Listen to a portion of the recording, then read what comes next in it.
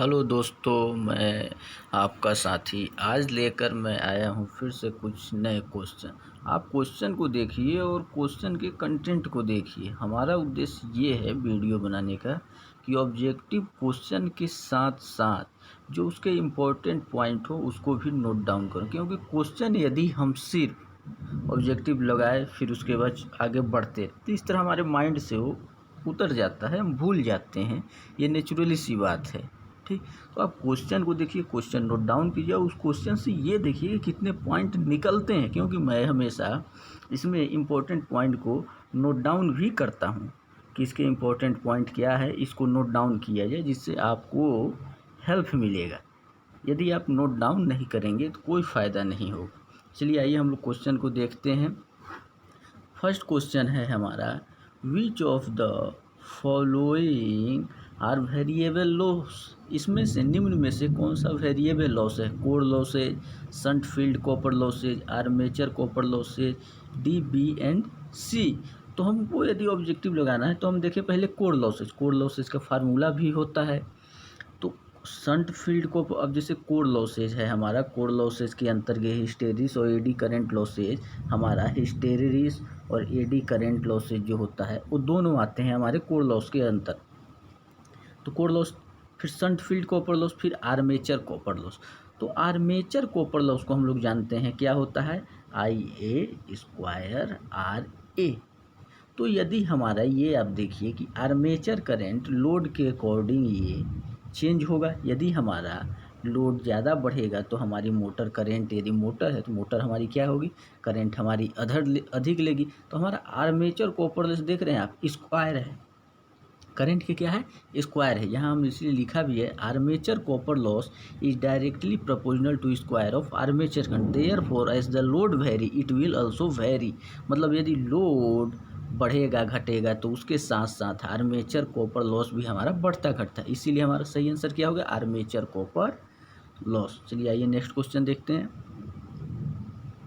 Next question है हमारा, Swinburne test is conducted under which of the following condition. Swinburne test हमारी निम्न में से किस अवस्था पे की जाती है? No load, half load, full load, any of above. मतलब किसी पे भी की जा सकती है। तो स्विनबर्न टेस्ट हमारी नो लोड पे की जाती है। अब स्विनबर्न टेस्ट क्या है, इसके लिए आप कमेंट कीजिएगा, हम सेपरेट इसको वीडियो बना देंगे, क्योंकि इसमें कई पॉइंट देखने को। स्विनबर्न टेस्ट आप कुछ पॉइंट जान लीजिए। हम डीसी मशीन में करते हैं, डीसी मशीन में हम स्विनबर्न टेस्ट को हम डीसी मशीन में किया जाता है। नो लोड लॉस को फाइंड करते हैं हम लोग, और ये shunt and compound DC machine में किया जाता है, क्योंकि यहाँ पे हमारे जो फ्लक्स होते हैं शंट एंड कंपाउंड में, फ्लक्स जो हमारा होता है, फ्लक्स हमारा कांस्टेंट होता है, फ्लक्स हमारा कांस्टेंट होता है यहाँ पे, इसलिए। अब सीरीज मोटर में हम स्विनबर्न टेस्ट नहीं कर सकते, क्योंकि यहाँ नो लोड पे, इसको नो लोड पे किया जाता है। और हम जानते हैं कि सीरीज मोटर नो लोड पे बहुत ही हाई स्पीड होता है, जो कि डेंजरस होता है हमारा, तो सेफली नहीं होता है। ये देखिए, इसका हम कुछ इंपॉर्टेंट पॉइंट लिखे थे, इसको आप नोट डाउन कीजिएगा। चलिए नेक्स्ट क्वेश्चन। अब उसी में आया, हॉपकिन टेस्ट इस conductor under which of the following condition. ये देखिए, हमने सबका अपने से एक्सप्लेनेशन दिया है। पहली बात तो जैसे अभी डीसी मशीन में मुख्य डायरेक्ट टेस्टिंग, डायरेक्ट मेथड होता है और एक इनडायरेक्ट मेथड होता है। इनडायरेक्ट मेथड के अंदर ही हॉपकिन टेस्ट और स्विनबर्न टेस्ट हमारे आते हैं। तो डायरेक्ट मेथड हम छोटे मशीनों के लिए करते हैं और इनडायरेक्ट मेथड हम बड़ी मशीनों के लिए करते हैं। तो स्विनबर्न टेस्ट में क्या होता था कि कुछ उनके जो कुछ हमारे लॉसेज हैं, खासकर मैग्नेटिक लॉसेज, तो वो हमारे नो लोड पे और फुल लोड पे कुछ डिफरेंसेज होता है, जो कि आर्मेचर रिएक्शन के कारण होता है, तो उसको उसमें डिटरमाइन नहीं करते हैं। तो हम फिर हॉपकिन टेस्ट भी करते हैं। तो आइए, हॉपकिन टेस्ट किस पे किया जाता है, नो लोड पे कि फुल लोड पे कि हाफ लोड पे, किया किस पे जाता है? इसके लिए देखिए हम एक्सप्लेनेशन, इसका नाम भी कही है, बैक टू बैक या रीजनरेटिव टेस्ट भी इसको कहते हैं। अब इसके लिए सबसे ज़रूरी पॉइंट है कि टू आइडेंटिकल, मतलब एक समान शंट और कंपाउंड मशीन की आवश्यकता होती है। आइडेंटिकल मतलब एक समान। उस समय ये act as motor and another act as generator. दो एक समान हमको मोटर की ज़रूरत होती है, या तो शंट हो या तो कंपाउंड हो। उसमें से एक हमारा मोटर के रूप में काम करेगा और दूसरा जनरेटर के रूप में काम करेगा। Both the machine are coupled mechanically as well as electrically, और मैकेनिकल साथ साथ दोनों कपल रहेंगे। Therefore this test is conduct at full load. The main power supply compensate the internal losses of the two machine. जो main power supply हम देते हैं वो इंटरनल लॉसेज को क्या करता है, कंपनसेट करता है, मतलब उस क्षतिपूर्ति को पूरी करता है। ये देखिए हम, इसीलिए हमने यहाँ पे पूरा एक्सप्लेनेशन भी दिया है। ये हम फुल लोड टेस्ट पे करते हैं। आप कमेंट कीजिएगा तो हम इसका सेपरेट वीडियो बना देंगे, क्योंकि अभी एक एक पॉइंट पे वीडियो यदि बनाए, जैसे स्विनबर्न टेस्ट हो गया, हॉपकिन टेस्ट, क्योंकि उसमें हमको सर्किट डायग्राम बनाना होगा उस टेस्ट से रिलेटेड सर्किट का, फिर उसको प्रूफ करना होगा। यदि आपको नहीं आता होगा तो आप बताइएगा। चलिए नेक्स्ट क्वेश्चन है हमारा कि, एक सेकंड दोस्तों, अभी देखिए जैसा कि इधर बारिश हो रहा है इसीलिए कुछ आवाज़ आ रही होगी बिजली की। क्वेश्चन ये था हमारा कि डीसी सीरीज यदि हमारा मोटर है, क्वेश्चन नहीं दिख रहा होगा तो कोई बात नहीं, हम बता दे रहे हैं। डीसी मोटर है हमारा, और उसको यदि हम एसी सप्लाई दें, क्या दें, एसी सप्लाई दें, तो उसका जो टॉर्क है वो टॉर्क कैसा होगा। ऑप्शन दिया है प्लसटेटिंग एंड बाई डायरेक्शनल, फिर उसके बाद pulsating and unidirectional, steady and unidirectional, none of ever. इनमें से कौन सा होगा। तो पहली बात तो हम ये देखते हैं कि यदि हम दें इसको, यदि कोई हमारा डीसी था, एक सेकंड सॉरी दोस्तों, यदि हमारा कोई, मान लीजिए कि यदि कोई डीसी मोटर है और यदि एसी देंगे, इसमें मेंशन किया गया है कि डीसी सीरीज मोटर। सीरीज में हम लोग जानते हैं कि सीरीज वाइंडिंग और इधर ये आर्मेचर का वाइंडिंग जो सीरीज में जुड़ा रहता है। तो यदि मोटर है और यहाँ से हम सप्लाई भी वोल्ट का देंगे, तो यहाँ से जो करंट आई जाएगी दोनों में क्या जाएगी, एक समान जाएगी। अब चूँकि इस जो आर्मेचर के कंडक्टर होते हैं वो कम्यूटेटर एंड ब्रूसेस के द्वारा कनेक्टेड होते हैं, तो इसको तो हमारा बाई डायरेक्शनल करेंट मिल जाएगा। क्या मिलेगा, बाई डायरेक्शनल। और जब बाई डायरेक्शनल इसको मिलेगा तो जो हमारा टॉर्क होगा वो कैसा हो जाएगा हमारा, सॉरी दोस्तों, टॉर्क बाई डायरेक्शनल करंट बोल रहे हैं, यूनी डायरेक्शनल मिलेगा, क्योंकि इस पर कम्यूटेटर और ब्रशेस लगे हुए हैं उसके कंडक्टर पे। तो जो डीसी हो जाएगा, यूनी डायरेक्शनल का मतलब डीसी, एक सीधे में जो चल रहा है एक दिशा में। तो यहाँ जब आर्मेचर पे हमको मिल गया यूनी डायरेक्शनल, और क्यों मिला यूनी डायरेक्शनल हमारा मिला, क्योंकि ये देखिए unidirectional by commutator and brush है, तो हमारा वहाँ टॉर्क क्या हो जाएगा, यूनी डायरेक्शनल हो जाएगा, लेकिन उसका जो वेव होगा वो कुछ पल्सेटिंग करेगा। ठीक, चलिए नेक्स्ट क्वेश्चन देखते हैं। नेक्स्ट क्वेश्चन हमारा क्वेश्चन था, एक सेकेंड, कि एक हमारा मोटर का, ये देखिए, torque expressed as percentage of initial torque. हमको टॉर्क को एक्सप्रेस करना है। यदि करंट हमारा डीसी सीरीज मोटर में 10 एम्पियर से 11 एम्पियर कर दिया गया तो उस समय टॉर्क हमारा कितना होगा। तो पहली बात देखिए, हमने यहाँ नीचे मेंशन किया गया, we all do know that, हम सब जानते हैं कि डीसी सीरीज मोटर में torque will directly proportional to square of armature current. Torque जो होता है डीसी सीरीज मोटर में आर्मेचर करंट के क्या होता है, आर्मेचर करंट के स्क्वायर होता है।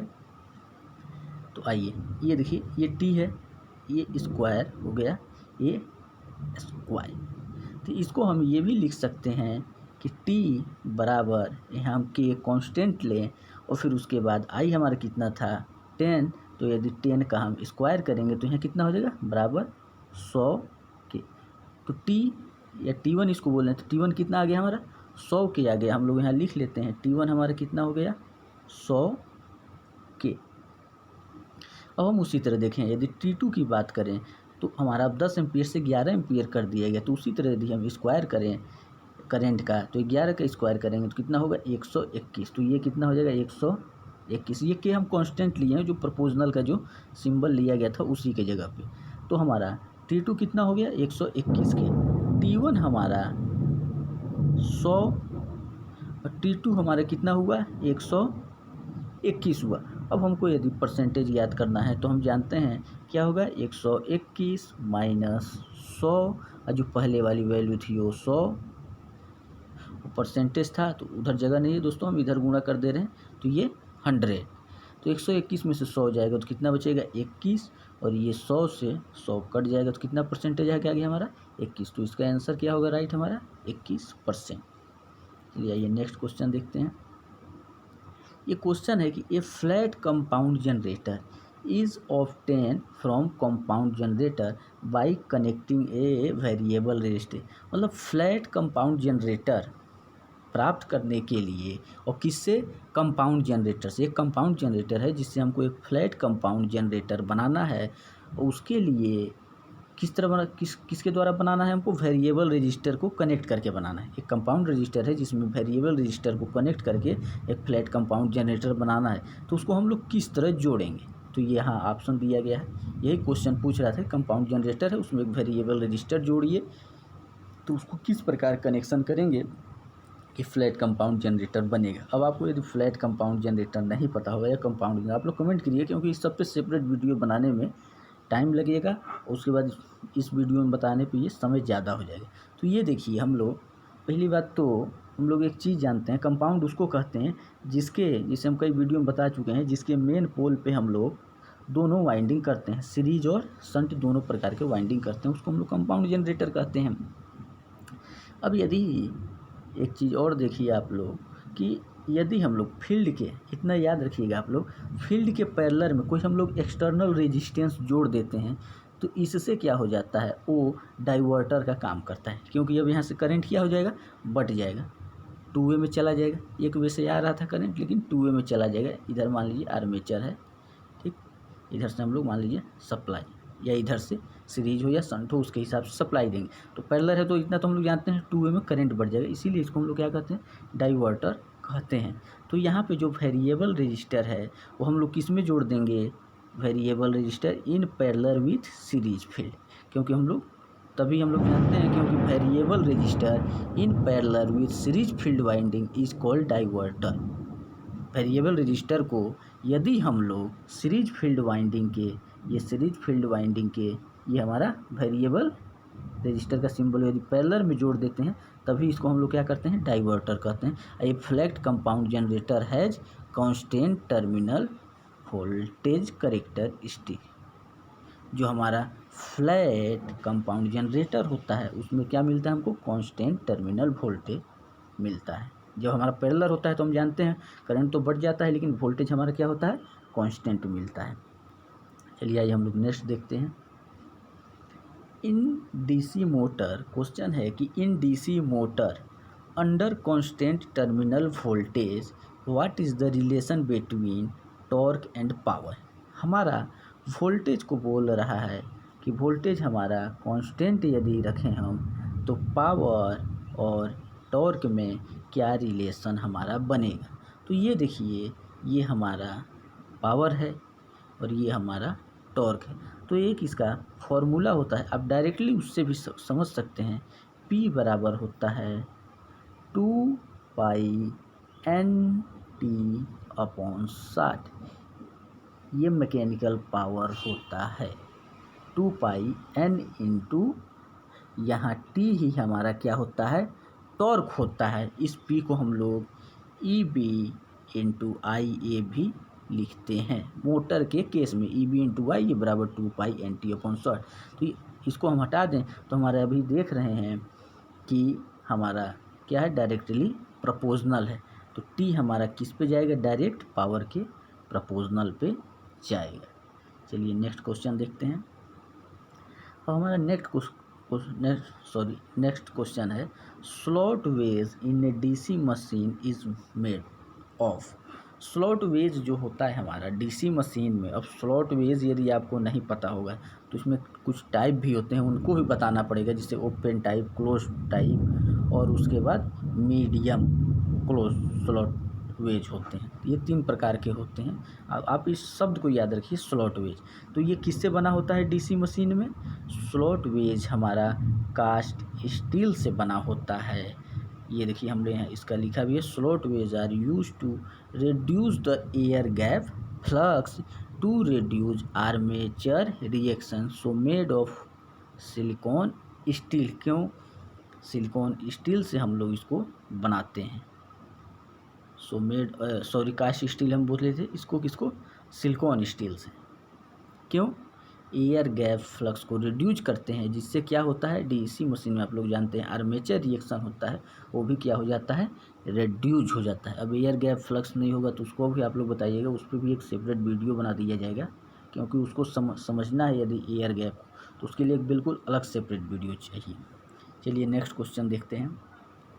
नेक्स्ट क्वेश्चन है हमारा, the air gap between yoke and armature in DC machine. Air gap आप इतना जानिए, जैसे मान लीजिए ये देखिए, बाकी एक सेपरेट कोई, ये हमारा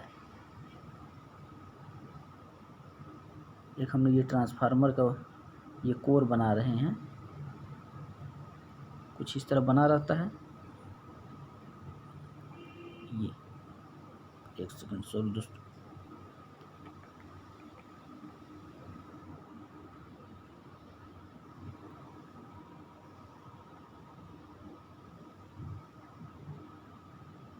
हेलो, सॉरी दोस्तों, एक सेकंड।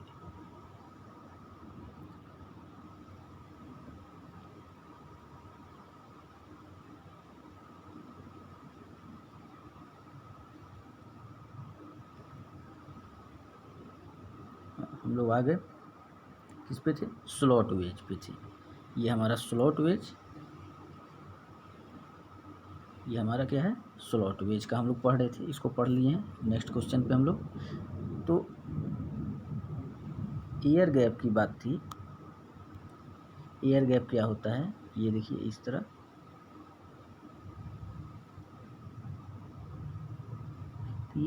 ये इधर से कोर आए, यहाँ जो बीच में गैप रहता है इसको हम लोग क्या कहते हैं? Air gap.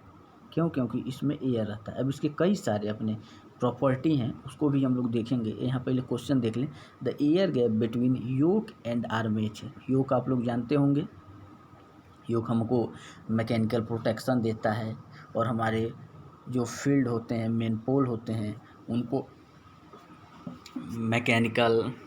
मैकेनिकली सपोर्ट करता है। तो एयर गैप जो होता है योक और डीसी मशीन के आर्मेचर के बीच में कम क्यों रखा जाता है? एयर गैप को कम क्यों रखा जाता है? एयर गैप और आर्मेचर के बीच में इसलिए रखा जाता है कि यदि हम कभी भी हमको डीसी मशीन में क्या चाहिए? स्ट्रॉन्ग मैग्नेटिक फील्ड, तभी हमारा मैग्नेटिक एक्शन अच्छे से हो पाएगा। तो हम अचीव स्ट्रॉन्ग मैग्नेटिक फील्ड। अब ऐसा क्यों होता है? ये देखिए इसका एक्सप्लेनेशन हमने किया है। To achieve magnetic field, magnetic field किसके द्वारा होता है? Created by field pole. हम लोग जानते हैं ये फील्ड पोल होता है, इस पे जो वाइंडिंग होता है इसी के द्वारा, ये मेन पोल ये इसको पोल शू बोलते हैं, इसको पोल वाइंडिंग बोलते हैं, और इस पर पतला पतला होता है तो इसको पोल कोर बोलते हैं, जो कि लेमिनेटेड होता है एक दूसरे से। तो फील्ड पोल के द्वारा हमारा मैग्नेटिक फील्ड क्रिएट होता है। और दो एयर गैप यदि हम स्मॉल किसी भी रोटेटिंग मशीन में क्या होता है? स्मॉल रखा जाता है। और एयर गैप हमेशा कहाँ पे होता है? जो योक होता है, एयर गैप सबसे कम कहाँ होता है? Air gap is minimum at the centre of yoke section. To achieve strong magnetic field created by field pole, the air gap between yoke and armature in keeped small in rotating machine. तो हम लोग achieve करने के लिए magnetic field, strong magnetic field के लिए इसको कम रखते हैं। चलिए ये नेक्स्ट क्वेश्चन देखते हैं। नेक्स्ट क्वेश्चन हमारा ये है कि a triangular MMF wave is produce in the air gap of an electric machine, such wave is produced by. हमारा MMF जो होता है मैग्नेटिक मोटिव फोर्स, वो ट्राईएंगुलर किस मशीन के द्वारा यहाँ पे बनता है, यही ये पूछ रहा है। Triangular EMF wave is produce in the air gap of an electric machine. Triangular MMF का जो वेव होता है वो इसमें से किसके द्वारा उत्पन्न होता है। तो इतना हम बता दें आपको कि जो rotor of A DC machine होता है, इसका एक दिन हम पहले भी शायद बता रहे थे, उसका हमारा जो MMF का वेव होता है वो ट्रायंगुलर होता है। और वो किस कारण होता है, तो होता है आर्मेचर रिएक्शन में दो प्रकार होते हैं, एक क्रॉस मैग्नेटाइजिंग, एक डीमैग्नेटाइजिंग। तो ये क्रॉस मैग्नेटाइजेशन के कारण होता है। ये हम जो आपको बताते हैं एक्स्ट्रा पॉइंट, इसको आप नोट किया कीजिए, ठीक। और यदि आपको लगता है कुछ छूट गया तो उसको बोला कीजिए, क्योंकि एक सेपरेट वीडियो बना दिया जाएगा उस पर। अब उसके ये देखिए, हमने कुछ इम्पोर्टेंट पॉइंट उसके बाद यहाँ पे आज मैं कुछ आप लोग के लिए इम्पोर्टेंट पॉइंट लेके आया हूँ। क्वेश्चन तो ख़त्म हो गया, लेकिन लीकेज फ्लक्स, क्योंकि वीडियो काफ़ी लंबा हो जाता है, इसीलिए हमने कुछ इंपॉर्टेंट पॉइंट इसमें नोट डाउन कर दिया गया है, जिससे हो सके आपको क्वेश्चन और आसानी से उसका क्वेश्चन का आंसर समझ में। Leakage flux in machine will dependent on the air gap between stator and rotor. जो लीकेज फ्लक्स होता है हमारा, जो क्षरण फ्लक्स जिसको हिंदी में बोलते हैं, वो किस पे डिपेंड करता है, air gap between stator and rotor. Stator और रोटर के बीच में जो अंतराल होता है ना, वही एयर गैप होता है, तो उसी पे लीकेज फ्लक्स हमारा डिपेंड करता है। अब उसके बाद कहा गया है कि air gap is more, air gap यदि हमारा अधिक होगा तो लीकेज फ्लक्स इज हमारा लेस होगा। मतलब एक दूसरे के क्या है, विपरीत हैं। एयर गैप इज़ मोर तो लीकेज फ्लक्स इज लेस, क्योंकि एयर गैप हमारा जब अधिक हो जाता है तो उस समय हमारा रिलक्टेंस भी क्या हो जाता है। रिलक्टेंस आप लोग जानते होंगे, S बराबर L/μ0 म्यू और A। ये L length of magnetic circuit, ये cross sectional area of magnetic circuit, ये परमेबिलिटी, फिर उसके बाद इसमें रिलेटिव परमेबिलिटी है, एब्सोल्यूट परमेबिलिटी है ये। तो हमारा एयर गैप यदि मोर हो जाएगा, मतलब अधिक हो जाएगा, तो लीकेज फ्लक्स क्या हो जाएगा, हमारा कम होगा। अब सेकेंड पॉइंट एक और है, in open slot type machine.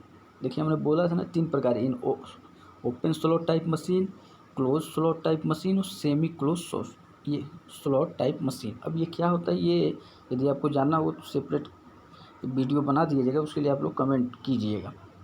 In open slot type machine में एयर गैप क्या होता है, air gap between stator and rotor is more.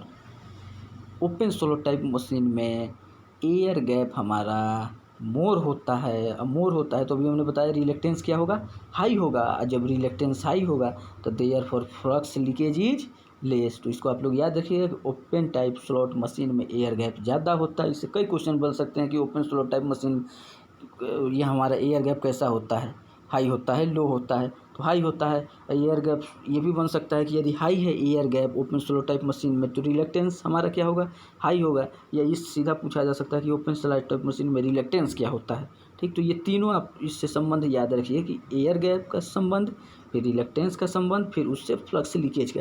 Air gap ज़्यादा तो रिलेक्टेंस भी ज़्यादा, फ्लक्स कम। अब ये तो ओपन में था।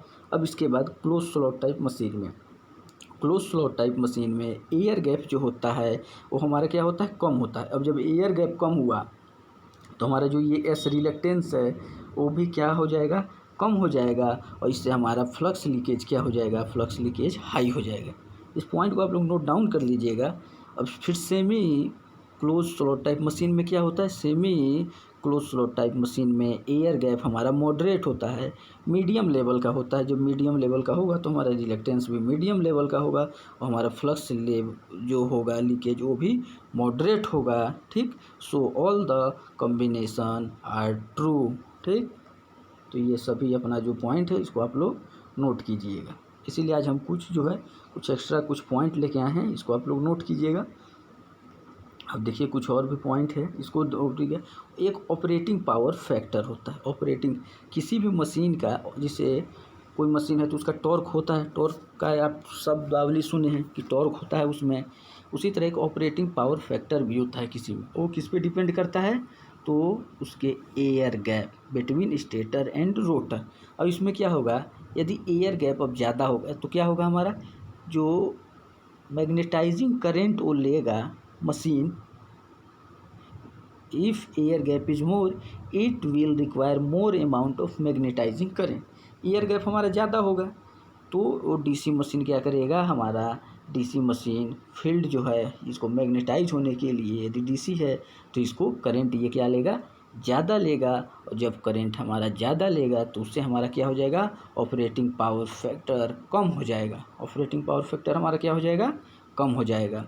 इफ़ यदि ओपन स्लॉट टाइप मशीन है, ओपन स्लॉट टाइप मशीन में भी हम लोगों ने पढ़ा था कि एयर गैप क्या होता है, एयर गैप ज़्यादा होता है। और इस हिसाब से जो ये ऊपर हमने डेफिनेशन लिखा है इसके हिसाब से ओपन स्लॉट टाइप मशीन का पावर फैक्टर कैसा होगा, ओपन स्लॉट टाइप का पावर फैक्टर वेरी पुअर होगा, क्योंकि ओपन स्लॉट में एयर गैप क्या होता है, एयर गैप हमारा मोर होता है। अब एयर गैप मोर होगा तो हमारा करंट क्या लेगा, ज़्यादा, और जिससे ऑपरेटिंग पावर फैक्टर पुअर होगा। और एयर गैप यदि हमारा ज़्यादा है तो एस मतलब रिलक्टेंस भी क्या होगा, ज़्यादा होगा, और इससे रिलक्टेंस ज़्यादा है तो फ्लक्स लीकेज हमारा क्या होगा, कम होगा। ये भी पॉइंट याद रखिए। अब ये क्लोज स्लॉट टाइप में देखिएगा, क्लोज स्लॉट टाइप मशीन में हमारा एयर गैप क्या होता है, लेस होता है। अब जब लेस है तो ये मैग्नेटाइजिंग के लिए क्या लेगा, करंट हमारा कम लेगा, जिससे पावर फैक्टर हमारा क्या होगा, मोर होगा। ठीक, तो इसीलिए भी ये देखिए नीचे सबसे, therefore the operating power factor in close slot type is more than the other. मतलब क्लोज स्लॉट टाइप का जो मशीन होता है उसमें ऑपरेटिंग पावर फैक्टर सबसे अच्छा होता है अदर टाइप के मशीन, मतलब मीडियम स्लॉट टाइप मशीन हो या ओपन स्लॉट टाइप मशीन हो। इन पॉइंटों को आप लोग नोट डाउन कीजिएगा। आज इतना ही। यदि आपको किसी टॉपिक पे सेपरेट यदि वीडियो चाहिए तो आप उसके लिए भी कमेंट करें, और पहले इस वीडियो को देखें। और देखिए क्वेश्चन जो है लगाने का तरीका, ऐसा नहीं कि हम एक ऑब्जेक्टिव क्वेश्चन लगाए, क्योंकि यूट्यूब पे आपको तमाम क्वेश्चन मिल जाएंगे, क्वेश्चन सीरीज मिल जाएंगे, लेकिन हमारा उद्देश्य है कि आप क्वेश्चन को लगाइए। लेकिन एक क्वेश्चन यदि लगाए तो उस एक क्वेश्चन से और कितने क्वेश्चन हम बना सकते हैं, और उसके आंसर कितने प्रकार के होंगे, किस किस रूप में हो सकते हैं, ये हमको बताना है। इसीलिए मैंने वीडियो बनाना शुरू किया है। तो आप ये संबंधित जो भी मैं कुछ एक्स्ट्रा थोड़ा पॉइंट है, यदि कुछ और एक्स्ट्रा पॉइंट चाहिए, जैसे इसमें कोई कई शब्द आए हैं, एयर गैप आया है, स्लॉट वेज आया है, ओपन स्लॉट टाइप आया है, स्विन बर्न आया है, अब इन सब को बताने में ये वीडियो काफ़ी लंबा हो जाता है, इसीलिए मैंने पूरा उस शब्दावली को एक्सप्लेन नहीं किया है। यदि उस पर आप लोगों को चाहिए तो उसको लिए आप बताइएगा, अलग से वीडियो बना दीजिएगा। जय हिंद दोस्तों।